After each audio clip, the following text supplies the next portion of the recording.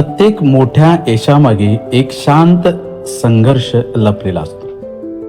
दिसतं तेवढं आपण पाहतो, पण त्या यशामागची कष्टाची फार वाट लांब असते. शेतकरी कुटुंबात जन्मलेला एक मुलगा लहानपणापासूनच जबाबदाऱ्यांचं ओझं घेऊन वाढतो. कधी शेतात काम, कधी शिकण्याची धडपड. अनेक वेळा परिस्थिती म्हणते इथपर्यंतच, पण स्वप्न म्हणतं आणखी पुढे जायचं आहे. कष्टातून शिक्षण पूर्ण होतं. अडचणी, अवमान, आर्थिक मर्यादा पार करत तो तरुण आपलं ध्येय गाठतो आणि एक दिवस महाविद्यालयाचा प्राचार्य म्हणून उभा राहतो. हा प्रवास सहज नव्हता. तो जिद्द, संयम आणि प्रामाणिक मेहनतीचा परिणाम होता. 40 पेक्षा अधिक पुस्तकांचं लेखन व संपादन, अनेक वर्षाची प्राचार्य म्हणून निष्ठावान सेवा, असंख्य पुरस्कार आणि शेकडो व्याख्यानं, हे सगळं मिळूनही त्यांच्या स्वभावात बदल नाही. आजही ते साधेपणाने बोलतात आणि नम्रतेने ऐकून घेतात. या वाटचालीत त्यांना क्रांतिसिंह नाना पाटील, पतंगराव कदम, R.R. पाटील, किर्लोस्कर ब्रदर यासारख्या थोर व्यक्तींचा सहवास लाभला. अशी माणसं समाजासाठी दीपस्तंभासारखी असतात. अंधारातील वाट दाखवतात आणि इतरांच्या आयुष्यात आशेचा प्रकाश पसरवतात. म्हणूनच अशा संघर्षातून घडलेल्या व्यक्तिमत्वाचा वेध लाईट हाऊस फाउंडेशननं घेत आहे. कारण समाज बदलतो तो भाषणाने नव्हे तर जिवंत उदाहरणाने. हा प्रवास आपल्यालाही एक गोष्ट शिकवतो. मोठं होण्यासाठी उंच उडावं लागतं, पण माणूस म्हणून टिकायचं असेल तर पाय जमिनीवरच ठेवावे लागतात. नमस्कार. लाईट हाऊस फाउंडेशन वेद व्यक्तित्वाचा या कार्यक्रमामध्ये आपल्या सर्वांचं सहर्ष स्वागत. लाईट हाऊस फाउंडेशनच्या वतीनं वेगवेगळ्या क्षेत्रातील उल्लेखनीय काम करणाऱ्या व्यक्तींच्या मुलाखती आम्ही घेत असतो आणि या मुलाखतींना लोकांच्याकडून भरघोस असा प्रतिसाद मिळतोय. या प्रतिसादाबद्दल सर्वांचे मनापासून आभार. आज देखील आपल्याकडं आगळं वेगळं व्यक्तिमत्व आपल्या सोबत आहे. अनेक पुस्तकांचे लेखन त्यांनी केलेलं आहे. एक पत्रकार, एक व्याख्याते, याचबरोबर सामाजिक क्षेत्रात देखील भरीव असं कार्य त्यांचं आहे. अनेक पुरस्कार विजेते असणारे असे प्राध्यापक डॉक्टर दिनकर पाटील आपल्यासोबत आहेत. तर लाईट हाऊस फाउंडेशन व्यक्तित्वाचा या कार्यक्रमामध्ये मी सरांचं सहर्ष असं स्वागत करतो. नमस्ते सर. तुम्ही आम्हाला वेळ दिलात याबद्दल पहिल्यांदाच आपलं आभार मानतो. तर आणि वेळ न दवडता मी आपल्या मुलाखतीला सुरुवात करतोय. सर, मला सांगा सर, आपलं शिक्षण आणि बालपण याविषयी आम्हाला माहिती द्या. माझं गाव सांगली जिल्ह्यामध्ये तासगाव तालुक्यामध्ये लिंब म्हणून माझं गाव आहे. माझा जन्म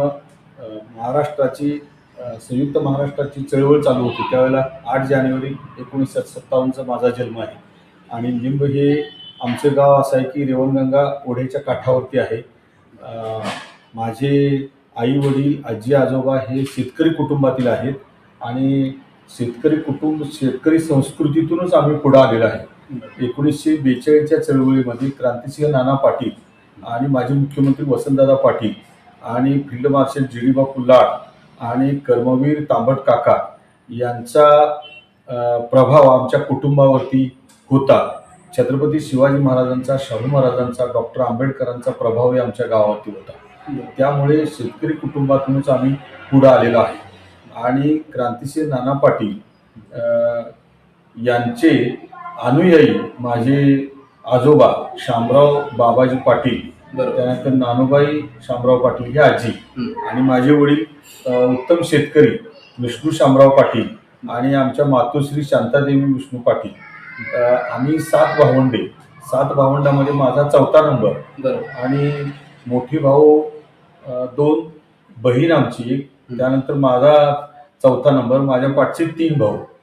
तर अशा ह्या मोठ्या कुटुंबामध्ये, शेतकरी कुटुंबामध्ये चांगल्या पद्धतीनं 1936 साली आमच्या आजोबांचा शेतीच्या पिकामध्ये, ज्वारीच्या पिकामध्ये नंबर आलेला होता.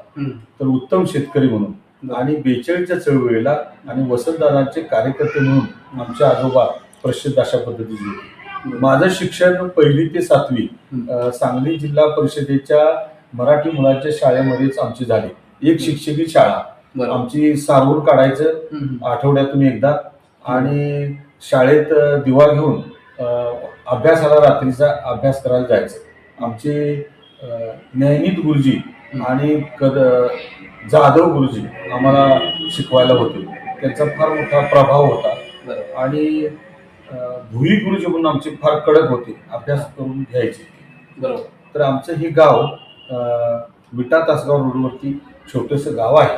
म्हणजे असा एक शैक्षणिक प्रवास, त्याचबरोबर तुम्ही आपल्या जे काही लोक होते की म्हणजे तुम्ही जे सांगितलं की पत्रकार कदम, त्याचबरोबर नाना पाटील यांचाही सहवास आपल्याला लाभला.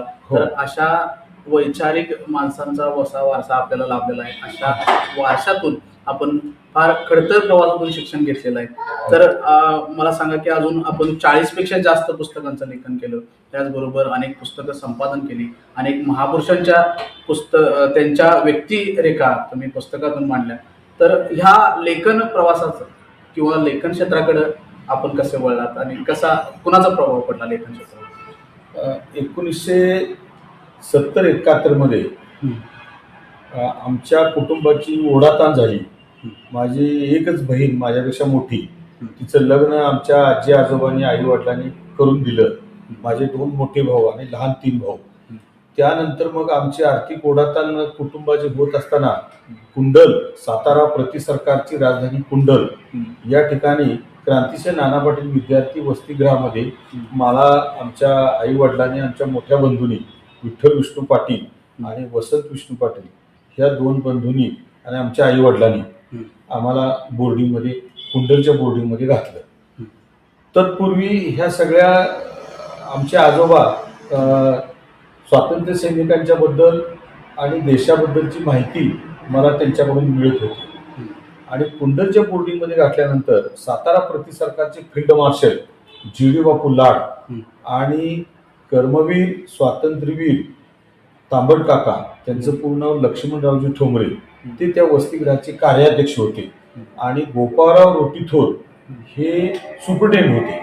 आणि मग तिथं आम्हाला दाखल केल्यानंतर तिथं वसतिगृहामध्ये सारवून काढायचं, त्यानंतर पाणी भरायचं, संडास साफ करायची, भाजी निवडायची, जळण आणायचं, धान्य गोळा करायचं, हे सगळं तिथं काम आम्हाला करायला लावायचं.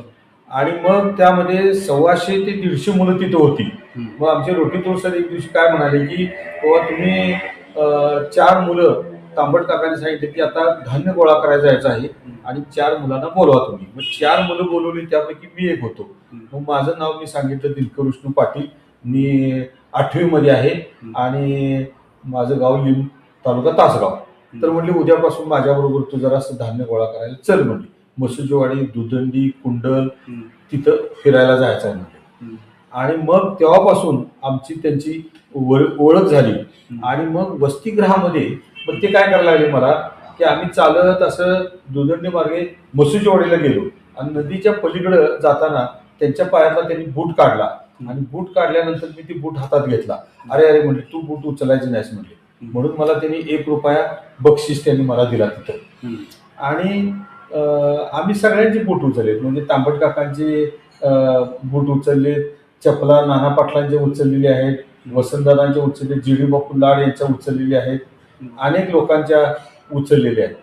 तर तिथून पुढे मग आम्ही का नाही, माझं शिक्षण मग 1972चा दुष्काळ पडलेला होता आणि गावाकडे आम्ही 4-5 महिने आम्ही अंडरवेअर आणि बनीरोज मी काम करत होतो.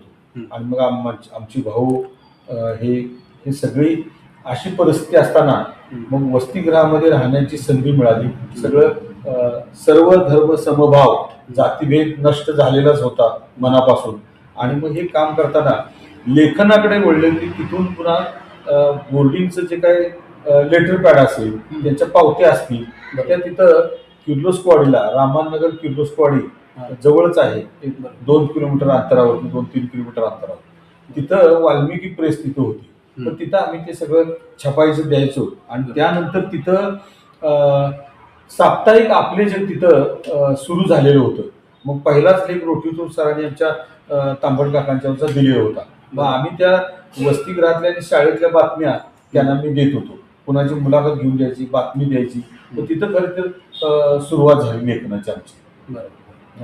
मग 8वी, 9वी, 10वी आणि 11वी 4 वर्ष प्रतिनिधी हायस्कूल कुंडल या ठिकाणी मी होतो. त्यानंतर PDFY रयत कर्मवीर भाऊराव पाटलांच्या रयत शिक्षण संस्थेचं डॉक्टर पतंगराव कदम महाविद्यालय हे रामानगर बुर्लीला आहे, म्हणजे किर्लोस्वाडी जवळच आहे.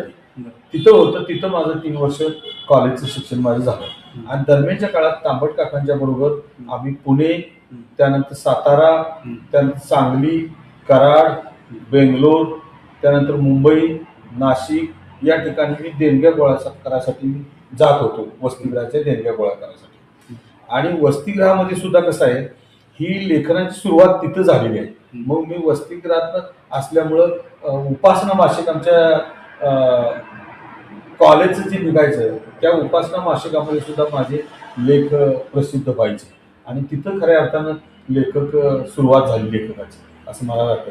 बरोबर, लेखनाला सुरुवात झाली. मग हायस्कूलमध्ये आणि वसतिगृहामध्ये हे सातारा प्रति सरकारचं केंद्र असल्यामुळं किर्लोस्कर ब्रदर्सचे लोक, त्यानंतर डॉक्टर पतंगराव कदम भारतीय विद्यापीठाचे संस्थापक कुलपती हे सुद्धा त्या वसतिगृहाचे विद्यार्थी होते. आणि विद्यार्थी असल्यामुळे ते वरचेवर यायचे होते तर. आणि किर्लोस्कर ब्रदर्समधले शंतनुराव किर्लोस्कर, त्यानंतर चंद्रकांत किर्लोस्कर, मनोहर स्त्री मासिकाचे किर्लोस्कर मासिकाचे संपादक मुकुंदराव किर्लोस्कर तिथे येत होते ते. त्यामुळे त्यांचा आमचा संपर्क वाढू लागला.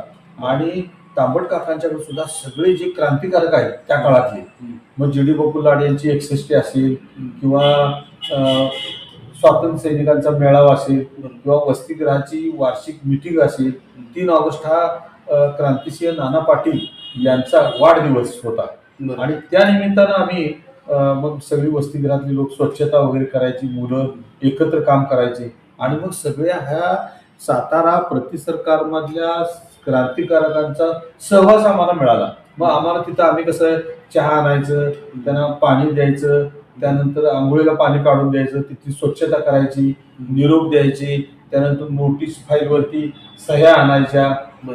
ह्या सगळ्या गोष्टी आम्हाला करत असल्यामुळं ते धुळ्याचे जे होते डॉक्टर उत्तमराव पाटील, म्हणजे आपल्या अभिनेत्री स्मिता पाटील आहेत ना, त्यांचे ते काका, आणि काकी कॅप्टन लीलाताई पाटील, त्यानंतर कुंडलमधले सगळे जे स्वातंत्र्य सैनिक आहेत, मग RS पवार मामा असतील, त्यानंतर स्वातंत्र्यशाही शंकरराव निकम असतील, त्यानंतर आपले नाथाजीराव लाड आहेत, आकाराम दादा आहेत, श्यामबापू आहेत, त्यानंतर अनेक GD बापूंचे सहकारी हे तिथले जवळजवळ का नाही सगळं गावच क्रांतिकारकांचं आहे. फार मोठे लढे दिलेले आहेत त्या गावानं, देशासाठी फार मोठा लढा दिलेला आहे, त्याग केलेला आहे. ईश्वरबापू लाड असतील, दादा मासाळ असतील, भरपूर त्यांनी काम केलेलं आहे. दाजी माळी आहेत. आणि त्या ठिकाणी प्रत्येक घरातला माणूस स्वातंत्र्यानं झपाटलेला होता, इतकं त्यांचं काम होतं. त्यामुळे क्रांतिसिंह नाना पाटलांचाही सहवास आम्हाला मिळाला. बरोबर. तर अजून असं विचारायचं होतं सर, की आता तुम्ही आता सांगितलं की तांबट काका, त्याचबरोबर GD बापू लाड यांचाही सहवास आपल्याला लाभलाय. मिळाला. मग गणेश उत्सव साजरे होत होते, म्हणजे लोकमान्य बाळ गंगाधर टिळक यांनी गणेश उत्सव आणि शिवजयंती चालू केली.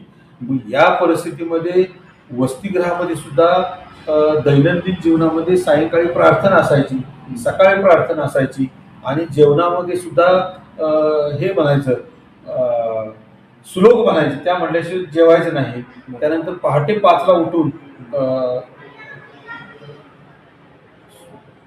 प्रार्थना म्हणल्यानंतर स्वच्छता वगैरे करायची आणि सूर्यनमस्कार घालायचे. औंधचे राजे ही कलाप्रेमी होते. त्यांचे चिरंजीव बॅरिस्टर आप्पासाहेब पंत हे दीर्घकाळ भारताचे राजदूत म्हणून जगभर फिरले, परंतु त्यांचं लक्ष या मातृसंस्थेवरती होतं. त्यांच्या औंधच्या संस्थांच्या ट्रस्टमधूनच जे कुंडलला वसतिगृहामध्ये जे सूर्यनमस्कार हॉल बांधलेला आहे, तो सुद्धा त्या काळामध्ये 75 साली 15,000 रुपये देणगीतून केलेला आहे. तर तिथं आमची दैनंदिनी ह्या पद्धतीनं घडत होती. आणि GD बापू लाड हे 57ला आमदार होते.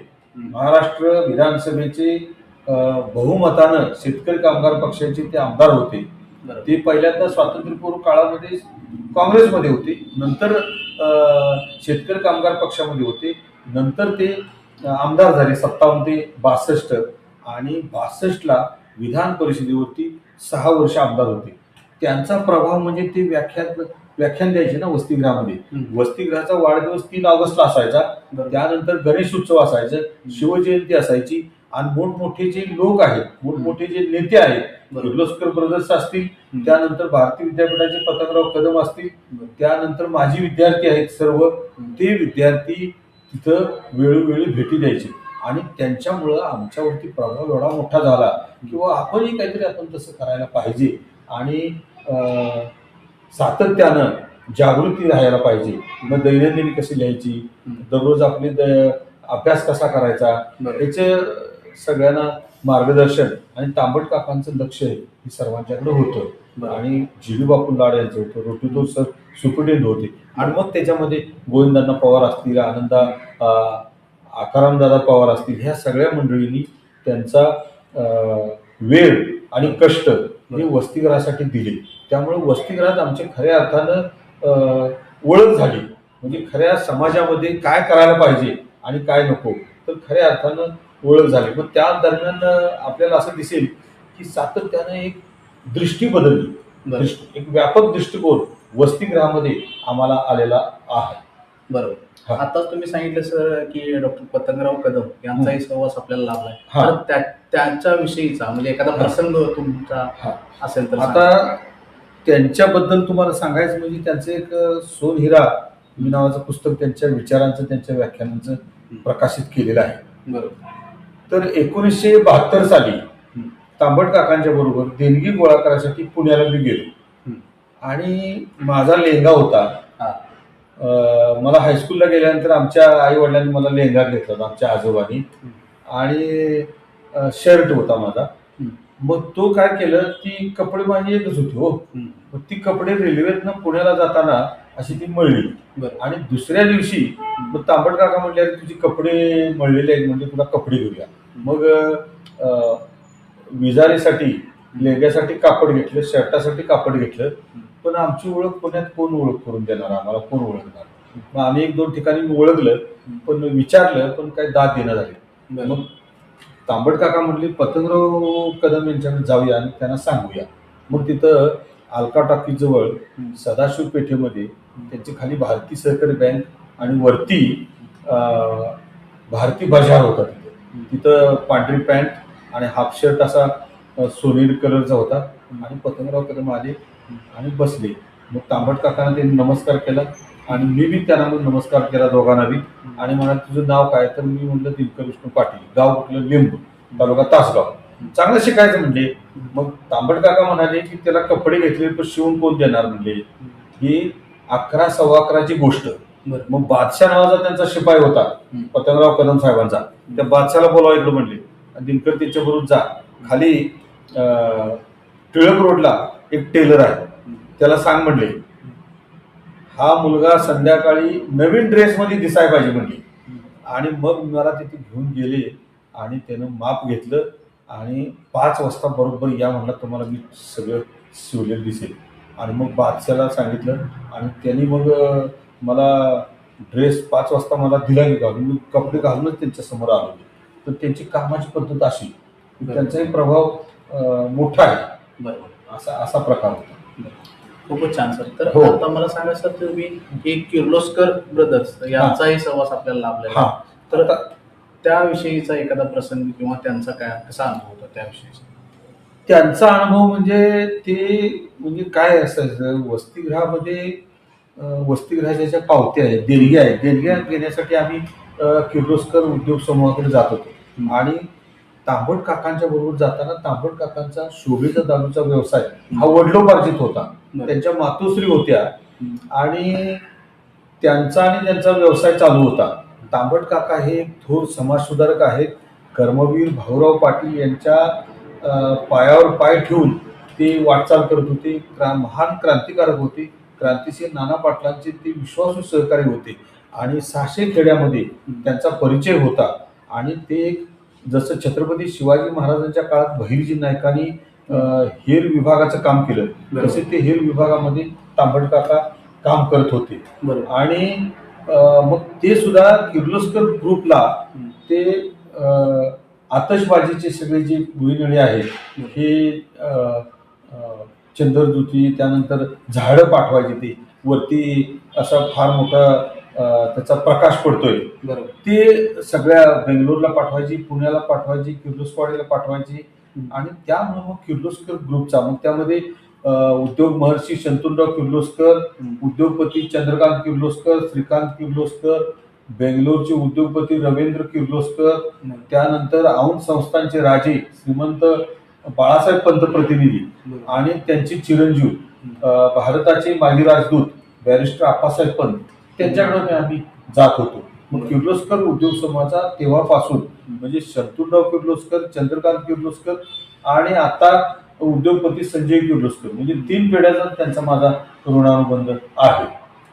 हो. खूपच छान सर. सर आता मला सांगा की प्राध्यापक ते प्राचार्य हा आपला जो काही प्रवास होता याविषयी थोडक्यात आम्हाला माहिती द्या. आता कसं आहे की तांबट काकांनी मला सायकल घेऊन दिली आणि ती किर्लोस्करवाडीपर्यंत आम्ही कॉलेजला वगैरे जात होतो. ती सायकल पुन्हा मग इथं कोल्हापूरला आणली आणि तो माझा राज्यशास्त्र विषय तिथं किर्लोस्करवाडीला शिकवला जात नव्हता, म्हणून मी पुन्हा पहिल्यांदा की ह्याला आलो, सांगलीला आलो. सांगलीला म्हणजे माझा तिथं मित्र होता आणि त्यामुळं मी सांगलीला, तिथं आमचा बाजीराव महामुनी आणि मोहन पाटील हे 2 आमचे मित्र आणि मकबूल जमादार, ते मला सांगलीला घेऊन गेले. आणि तिथं आमचे RR पाटील हे जे आपले महाराष्ट्राचे गृहमंत्री आणि उपमुख्यमंत्री होते, ते माझे वर्गमित्र. तिथे 2 महिने आम्ही शांतनिकेतनला एकत्र आम्ही शिकलेलो आहे तिथे. बरोबर. त्यानंतर आमचा मित्र कोल्हापूरला आला, जो मेनन अँड मेनन मध्ये सर्व्हिसला होता, मकबूल जमादार. त्यानं मला पत्र पाठवलं की तू ताबडतोब कोल्हापूरला ये म्हणून, आणि इथं आपण तुझं ऍडमिशन घेऊया. आणि मग इथं आम्ही दोघांनी न्यू कॉलेजमध्ये मला तांबट काकांनी पत्र दिलं. ते त्यांचे एक मित्र होते, त्यांनी प्राचार्य RK कनबरकर सरांना त्यांनी पत्र दिलेलं होतं आणि मला प्रवेश मिळाला. आणि मग तिथंच न्यू कॉलेजमध्ये मला प्रवेश मिळाला. प्रिन्स शिवाजी मराठा बोर्डिंगमध्ये मी अकाउंट ठाण्यात राहत होतो आणि त्या ठिकाणीच आम्हाला चांगल्या पद्धतीने शिक्षण मिळालं. मग पुन्हा इतिहास संशोधक डॉक्टर जयसिंगराव पवार आणि प्राचार्य कनबरकर सर हे पुन्हा शिवाजी विद्यापीठाचे कुलगुरू झाले.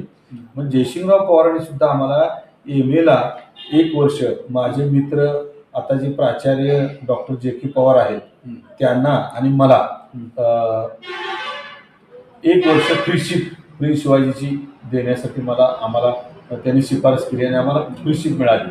आणि कुलगुरू कनबरकरांनी सुद्धा आम्हाला शिफारस दिली दोघांना, त्यामुळे आम्हाला फ्रीशिप प्रिन्स शिवाजी मराठा बोर्डिंगमध्ये 51 ठाण्याला राहण्यासाठी मिळाली. शिक्षण पूर्ण झाल्यानंतर आम्ही मग आता आमची आई काय म्हणायची, आई वडील म्हणायची पोटापुरती शाळा झाली, नोकरी पकडा. मग आम्ही तांबट काकांना सांगून मी काय करायचं होतो की आम्ही किर्लोस्करमध्ये लागावं अशी आमची इच्छा होती.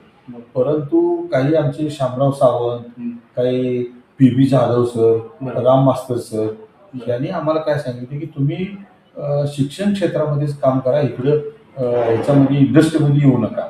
म्हटल्यानंतर मग इथंच मी राहत होतो. आता बोर्डिंगमध्ये शिक्षण पूर्ण झाल्यानंतर मग आपण कसं काय आपण हे करायचं, मग मी काय केलं की इथले माझे महापौर भिक्षक पाटील आहेत, त्यांच्याकडे मी काय 100 रुपये पगारावरती प्रेसमध्ये मी काम करत होतो. आणि मग की त्याच वेळेला वाङ्मयीन, करवीर नगरीतील वाङ्मयीन व्यक्तिमत्व म्हणून प्राचार्य MR देसाई यांच्यावरचे आर्टिकल लिहिलं आणि त्याच वेळेला जाहिरात गोखले कॉलेजमध्ये निघालेली होती. मग प्राचार्य DU Pawar, doctor KK Kawalekar sir हे तिथे इंटरव्ह्यूला आलेले होते. त्यांनी माझं सिलेक्शन केलं आणि MR देसाईंना सुद्धा सांगितलं त्यांनी, देसाई साहेबांना, की good student is a good teacher, त्याला घ्या म्हणजे तुम्ही चांगला आहे विद्यार्थी, म्हणजे काय अडचण नाही. आणि मग अशी आमची प्राध्यापक म्हणून आमची सुरुवात झाली. तिथं माझी अर्धवेळच माझी पोस्ट होती. पुन्हा आमचे माझ्या विषयाचे, राज्यशास्त्र विषयाचे एक लेखक, सातारा प्रति सरकारचे काम केलेले एक मोठे प्रशासक एक प्राचार्य डॉक्टर आबासाहेब शिंदे ही गोखले कॉलेजचे प्राचार्य म्हणून आले. त्यामुळे माझं वर्कलोडच कमी झालं. पुन्हा मग आमचं तिथून खासदार बाळासाहेब माने हे शिवराज कॉलेजला म्हणजे गडिंग्लजला विठ्ठलरामजी शिंदे शिक्षण संस्थेचं शिवराज कॉलेज आहे त्या ठिकाणी प्राचार्य बी.यू. पवार, त्यानंतर डॉक्टर के कावळेकर सर त्याने आम्हाला तिकडं बाळासाहेब मानेंची भेट घेऊन आम्हाला पाठवलं आणि तिथे एक वर्षभर मी गडिंग्लजला केलं. त्यानंतर S T Jadhav sir Bhogawati महाविद्यालयाला हे प्राचार्य म्हणून आले. त्यानंतर मला जुलै 1984 पासून मी भोगावती कॉलेजमध्ये पहिल्यांदा ज्युनियर कॉलेजला पार्ट टाइम होतो मी, नंतर मग सिनियर कॉलेजला, नंतर HOD झालो आणि नंतर प्राचार्य झालो. मग तिथं सुद्धा कसं आहे 14 वर्ष राष्ट्रीय सेवा योजनेचा मी प्रोग्राम ऑफिसर होतो. त्यानंतर प्रसिद्धी विभागाचा प्रमुख होतो. त्यानंतर अडल्ट एज्युकेशन प्रौढ शिक्षणचं मी काम केलेलं आहे आणि तिथल्या सगळ्या राधानगरी आणि करवीर तालुक्यातल्या प्रत्येक गावामध्ये या राष्ट्रीय सेवा योजनेच्या योजनेमुळं आणि पत्रकार म्हणून काम केल्यामुळं त्यांचा संपर्क आला आणि विद्यार्थ्यांचे रोज संपर्क आहे. पहिली 2 वर्ष मी ज्युनियर कॉलेज आणि सिनियर कॉलेजचे तास मी घेतले. त्यानंतर एस टी जाधव सर म्हणाले की तू आता 5 विषय त्यावेळेला 92च्या दरम्यान 5 विषय मी महाराष्ट्र शासनाकडून मी 15 दिवस मुंबईमध्ये राहून मंजूर करून आले. त्यावेळेला मग आमचं डिपार्टमेंट तिथं सुरू झालं आणि महाराष्ट्रामध्ये कांबळवाडी गाव हे आदर्श गाव म्हणून आम्ही केले. म्हणजे त्यामध्ये विद्यार्थी आमचे, त्यानंतर कांबळवाडीचे पालक, आमच्या संस्थेचा फार मोठा सपोर्ट, आमचा स्टाफ चांगला त्यांनी तिथं केलं. त्यामुळं कांबळवाडीचं नाव शिवाजी विद्यापीठामध्ये आणि महाराष्ट्र राज्यामध्ये झालं त्यांचं नाव. आणि श्रम आणि प्रबोधन याचा संस्कार फार मोठा विद्यार्थ्यांच्यामध्ये झाला. मला एवढे लोक ओळखू लागले की आम्ही एस टीने येत जात होतो. मी स्टॉपवर येऊन उभा राहिले, कोणतरी ओळखीच्या मला घेऊन यायचं कोल्हापूर. म्हणजे एवढा संपर्क झाला, असा संपर्क झाला. त्यानंतर की माझा MPhilचा थेसिस हा क्रांतिसिंह नाना पाटील आणि शेतकरी चळवळ याविषयी माझा आहे तो सर. त्यानंतर काही आमची गुरुजन मंडळी ते काय म्हणाले की तुम्ही तवा तापलेला आहे तो आणखीन 4 भाकरी ज्यादा भाजून घ्या असं म्हणाले. मग काय करायचं तर PhD करा म्हणले आता. आणि मग नाना पाटील हाच विषय घ्यायचा होता, परंतु त्यांच्या नातवाने घेतल्यामुळे मला तो विषय घेता येईना, माझाच विषय असल्यामुळं. मग मी मुख्यमंत्री वसंतदादा पाटील यांच्यावरती एक रिसर्च पेपर केला आणि रिसर्च पेपर केल्यानंतर तोच विषय आमचे doctor Chausalkar sir, doctor Kawalekar sir, doctor Vasanti Rasam madam यांनी सांगितले की तुम्ही तोच विषय घ्या म्हणून. त्या विषयावरती मी मुख्यमंत्री वसंतदादा पाटील यांच्यावरती PhDचं थेसिस मी पूर्ण केला. फार मोठा असा प्रवास आणि त्यातून अंतर प्रवास तुमचा आहे. तर दुसरा असं मला विचारायचं होतं की तुम्ही आता सांगितलं PhD कंप्लीट झाली, तर त्यानंतर अनेक विद्यार्थ्यांना तुम्ही मार्गदर्शन केलेलं MPhil PhD साठी, त्याविषयी देखील आम्हाला. त्यानंतर मग मी रयत शिक्षण संस्थेच्या संत सद्गुरू गाडगे महाराज महाविद्यालय कराड या ठिकाणी MA ला मी टीचिंगला जात होतो. त्यानंतर मग आमचे तिथले राजमाने प्राचार्य राजमाने सर, आमचे डॉक्टर जगदाळे सर ते म्हणले की PhDची गाईडशिप घे म्हणले MPhil PhDची. म्हणून मग मी काय केलं, शिवाजी विद्यापीठाकडे अर्ज केला आणि मला MPhil आणि PhDची गाईडशिप मला मिळाली. त्याचबरोबर भारती विद्यापीठामध्ये सुद्धा मी गाईडशिप मिळवली आणि तिथून सुद्धा मी काही विद्यार्थ्यांना मार्गदर्शन केले. त्यानंतर यशवंतराव चव्हाण महाराष्ट्र मुक्त विद्यापीठामध्ये सुद्धा PhDची आणि MPhilची गाईडशिप होती. त्यामुळे तिथेही टीचिंगला मी पुणे सेंटरला जात होतो आणि काही मुलांना मी मार्गदर्शन केलेलं आहे. ते विषय सुद्धा मी त्यांना म्हटलं माझ्याकडे विद्यार्थी घ्या, परंतु मी विषय देणार म्हणजे सातारा प्रति सरकारमधले स्वातंत्र्यवीर नारायण अण्णा नायकवडी यांचा विषय मी PhDला ते सावंत म्हणून आहेत, राजू सावंत सांगलीचे, त्यांना मी दिला तो. त्यानंतर एक विषय कर्मवीर तांबट काका, क्रांतीवीर लक्ष्मणरावजी ठोंबरे उर्फ दलित मित्र तांबट काका यांचा विषय इथं खरे सरांच्याकडे एक विद्यार्थिनी साबळे म्हणून होती, त्यांना दिला. त्यानंतर माझ्याकडं शिक्षण महर्षी व्ही.टी. काका पाटील त्यांचा विषय PhD शिवाजी विद्यापीठासाठी मी एक दिलेला विषय. तर असे विषय हे. त्यानंतर खासदार बाळासाहेब माने यांच्यावरचा मी MPhil ला विषय दिलेला आहे. तर असे विषय दिले आहेत की त्यांना त्यामुळं त्या विषयाला न्याय मिळावा.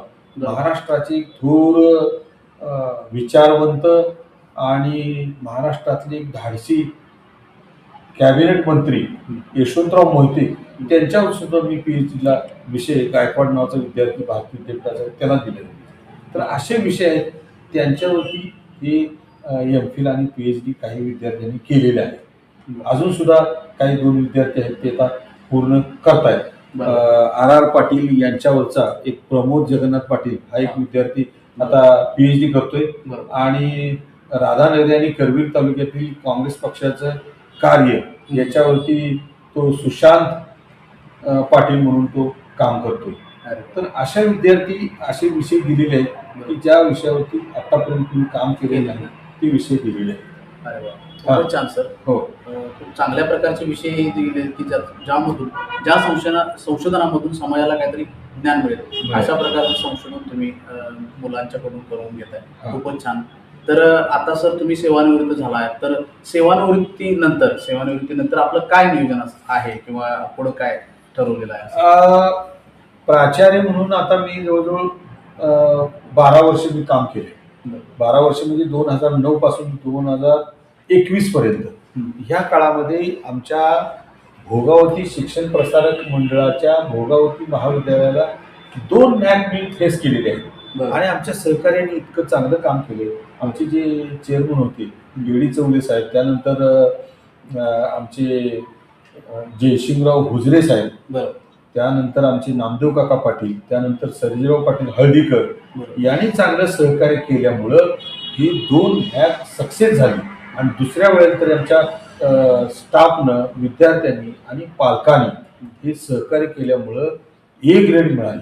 आपले आता माजी विद्यार्थी आमच्या महाविद्यालयाचे डॉक्टर जगन्नाथ पाटील आहेत, त्यानंतर कलेक्टर राजेंद्र चव्हाण आहेत, असे अनेक विद्यार्थी आहेत. आणि त्यामुळं हे डॉक्टर जयसिंगराव पवारांच्यामुळं आमचा लेखनाचा संस्कार झाला. आणि त्यामुळं आमची आता 40 पुस्तकं जवळजवळ आमची प्रकाशित झालेली आहेत. 40 पुस्तकं म्हणजे तांबट काकांचा गौरव ग्रंथ केलेला आहे, क्रांतिसिंह नाना पाटलांचं पुस्तक आहे, मुख्यमंत्री वसंतदादा पाटलांचं आहे. आणि आता जी राहिलेली पुस्तकं आहेत ती सुद्धा आम्ही आता पुस्तकं प्रकाशित करीत आहोत. आतापर्यंत एक संपादन केलेली आणि लिहिलेली पुस्तकं 40 पर्यंत आहेत. बरोबर.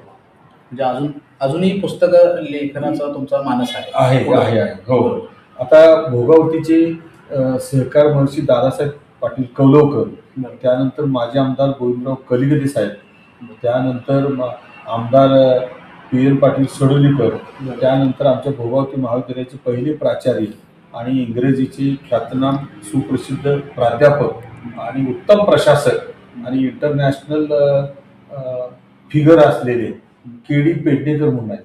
त्यांचं चरित्र आत्ताच आलेलं आहे आणि त्याला प्रस्तावना थोर इतिहास संशोधक डॉक्टर जयसिंगराव पवार यांनी लिहिलेली आहे. हां, तर त्याला सुद्धा आमचे डॉक्टर रघुनाथराव कडाकणे, त्यानंतर पेडणेकर सरांचे चिरंजीव उद्योजक श्री सुधीर पेडणेकर यांनी मोठं सहकार्य केलं, त्यामुळं यश मिळालेलं आहे.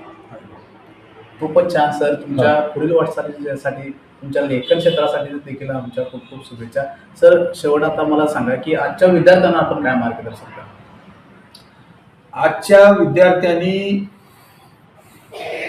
मोठेपणाच्या खोट्या कल्पना टाकून द्याव्या, हा एक भाग झाला. मी 39-40 वर्ष सर्व्हिस केलेली आहे. शेतकरी कुटुंबातून मी आलेलो आहे. शॉर्टकट हा यशाला नसतो, यशाला जवळची वाट नसते. स्वतः कष्ट हे केलेच पाहिजे. लेखनामध्ये असेल, शेतकरी जसा कष्ट करतो त्याशिवाय पीक येत नाही, तसं आजच्या विद्यार्थ्यांनी हे जे दिसतंय सगळं पिवळं ते सगळं सोनं नाही. म्हणून आपले आई वडील, आपले गुरुजन, आपली मातृसंस्था आणि आपण जमिनीवर चालायला शिकलं पाहिजे. तर तुम्ही यशस्वी व्हाल. कष्टाशिवाय काहीही मिळत नाही. हे वशिल्यावर काही होता येत नाही, मोठं होता येत नाही. मी आता शेतमजुराचा प्राचार्य झालो. हे अनेकांचं सहकार्य आहे. मी नाममात्र आहे. माझे आई वडील आहेत, माझे आजी आजोबा आहेत, माझे गुरुजन आहेत, मग त्यामध्ये तांबट काका आहेत, जेडी बापू लाड आहेत, पतंगराव कदम आहेत, डॉक्टर जयसिंगराव पवार आहेत, आप्पासाहेब पंत आहेत, कनबरकर सर आहेत, बॅरिस्टर टी जी पाटील आहेत, सगळे माझे मित्रमंडळी जे की पवार आहेत, त्यानंतर माझी आता पत्नी आहे. तर तसं तुम्ही मातृसंस्थेवरती विश्वास ठेवून आणि आपल्या कष्टावरती विश्वास ठेवून आणि आपला आत्मविश्वास हा ढळू द्यायचा नाही. विश्वास आपल्या कधीही कसलाही संकट आली किंवा यशाच्या शिखरावर पोचला तरी सुद्धा तुम्ही जमिनीवरून चालायला शिकलं पाहिजे. कोण काय पाहिजे ते सांगेल, सहजासहजी काहीही मिळत नाही आणि ज्याला मिळते ते राहत नाही. म्हणून आपण अलीकडच्या नव्या पिढीनं कष्ट केलं पाहिजे, सर्व क्षेत्रामध्ये पुढे यायला पाहिजे.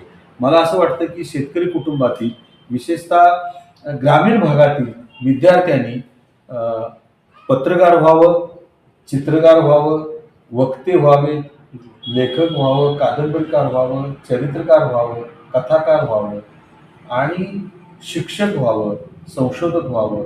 आपले जे अनुभव आहेत ते लोकांना सांगितले पाहिजे. जसं सिंधुताई सपकाळनी आपलं दुःख सांगून त्या मोठ्या झाल्या.